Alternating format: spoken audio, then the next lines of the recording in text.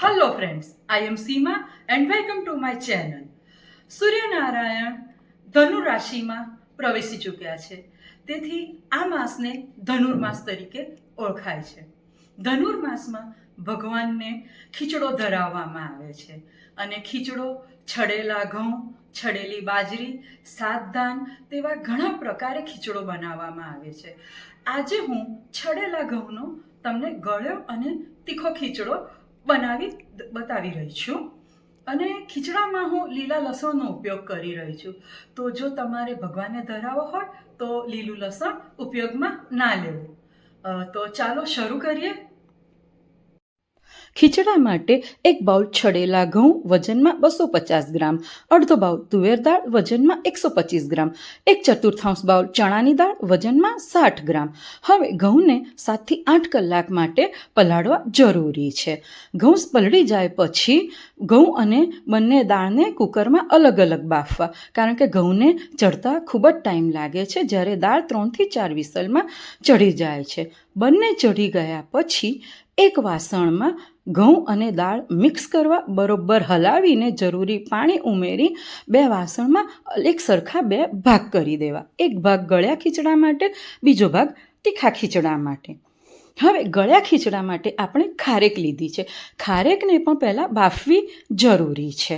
હવે ગળ્યા ખીચડા માટે 1 ટેબલસ્પૂન ઘી, દૂધમાં કેસર, એલચીનો ભૂકો અને જાયફળનો ભૂકો, કાજુ, બદામ, અડધો બાઉલ ખાંડ, તજ અને મરી.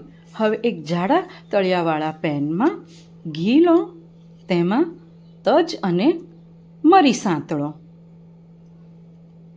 તજ અને મરી સંતળાઈ ગયા બાદ તેમાં સમારેલ કાજુ, બદામ અને બાફેલી અને સમારીને ખારેક કરી છે તે ઉમેરો અને બધા નટ્સ બરોબર સાંતળી લો. ત્યારબાદ ગળ્યા ખીચડા માટે જે એક ભાગ આપણે ઘઉં અને દાળનો કર્યો છે તે ઉમેરો અને બરોબર મિક્સ કરો.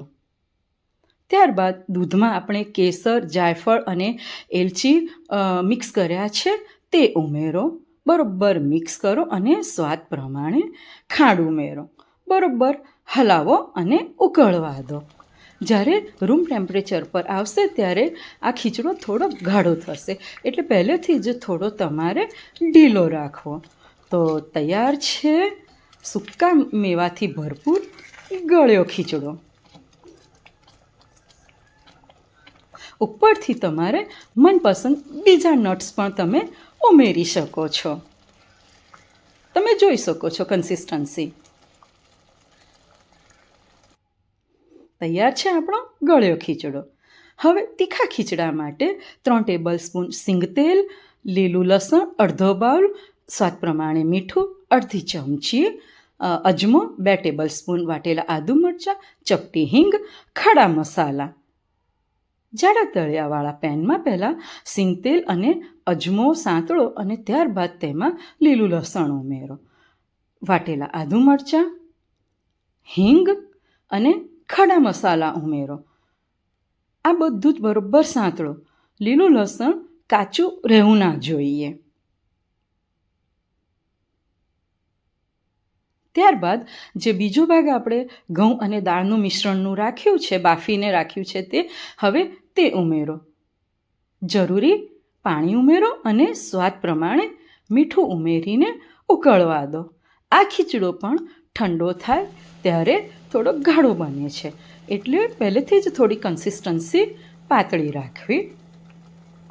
તો તૈયાર છે આપણો લીલું લસણ અને તેજાનાથી ભરપૂર તીખો ખીચડો. તો આવો માણીએ ગળ્યો અને તીખો ખીચડો.